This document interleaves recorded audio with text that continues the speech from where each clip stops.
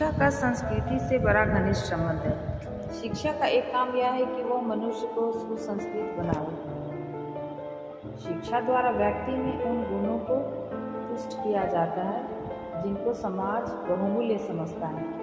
प्रत्येक समाज के कुछ विचार और आदर्श होते हैं जिनको वह पुष्ट करता है तथा उनका प्रचार करता है। समाज के हाथ में शिक्षा एक ऐसा साधन है जिसके द्वारा वे विचार और आदर्श प्रचलित किए जाते हैं जिनको समाज महत्व देता है, और इस तरह से संस्कृति और सभ्यता एक दूसरे से संबंधित हैं। सभ्यता जीवन के वे सब मूल्य हैं जो हमको समाज से विरासत में मिले हैं। समाज के यही मूल्य जब व्यक्ति विशेष के जीवन में समा जाते हैं तथा अभिव्यक्ति पाते हैं तब उन्हें हम संस्कृति कहते हैं।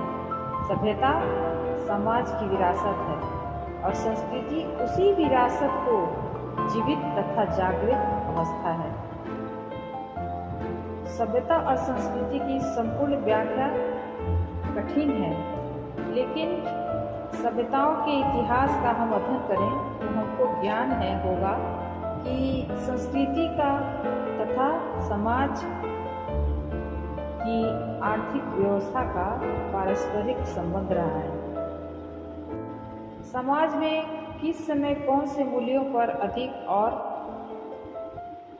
ध्यान दिया जाता है, यह बहुत कुछ उस समाज की आर्थिक व्यवस्था पर निर्भर रहता है। इसका स्पष्टीकरण करने के लिए हमको अपनी आधुनिक संस्कृति और समाज व्यवस्था से उदाहरण मिल सकता है।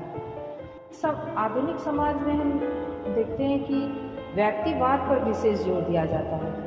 शिक्षा में, धर्म में, विज्ञान में और जीवन के सभी क्षेत्रों में व्यक्तिगत स्वतंत्रता तथा व्यक्तित्व के विकास पर जोर रहा है। यदि हम यह कहें कि हमारी आधुनिक संस्कृति व्यक्तिवाद पर ही स्थित है तो गलत नहीं होगा।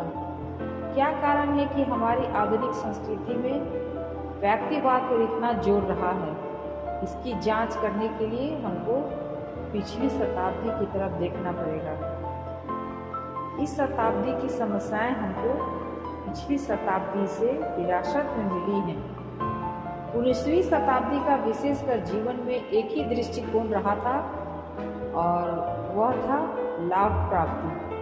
हमारी संस्कृति धन की संस्कृति बन गई और प्रत्येक मनुष्य के जीवन में एक ही लक्ष्य बन गया और वह है अधिक से अधिक धन उपार्जन करना। इस कारण यह स्वाभाविक है कि व्यक्तिगत लाभ की यह आकांक्षाएं एक व्यक्तिवादी दर्शन और संस्कृति को जन्म दे। हमारे समाज में आज प्रतियोगिता और परिग्रह की जबरदस्त प्रवृत्तियां इसी वजह से मौजूद हैं। विज्ञान ने हमारे सामाजिक जीवन को परिवर्तित तो किया है, लेकिन हमको अभी तक नए बुद्धि प्रधान जीवन मूल्य नहीं दिए हैं। विज्ञान द्वारा समाज को अनमोल मोती मिले हैं, लेकिन समाज उनको परख नहीं सका और उनका दुरुपयोग किया गया। वास्तविकता यह है कि विज्ञान स्वयं ही व्यक्तिवाद का शिकार होकर चंद लोगों के हित की चीज बन गया। विज्ञान ने बड़े बड़े आविष्कार किए हैं, लेकिन उसका परिणाम क्या हुआ? साधारण जन को विज्ञान से अभी तक कोई काम नहीं मिला। हमारी आधुनिक संस्कृति की जो औद्योगिकरण के वातावरण में बन रही है, सबसे बड़ी खराबी यह है कि विज्ञान ने पुराने मूल्यों को तो नष्ट कर दिया है, लेकिन नए मूल्यों की स्थापना नहीं करी है। इसका परिणाम समाज और संस्कृति के लिए हितकर नहीं है।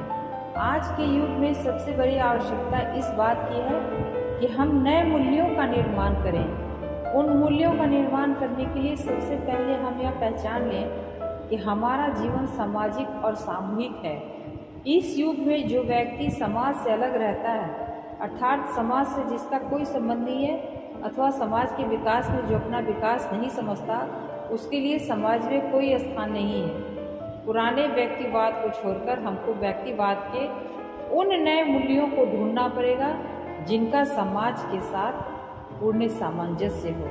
इसका मतलब यह है कि बिना व्यवस्थित सामाजिक योजना के हम व्यक्ति को उसके उचित स्थान पर वापस नहीं ला सकते।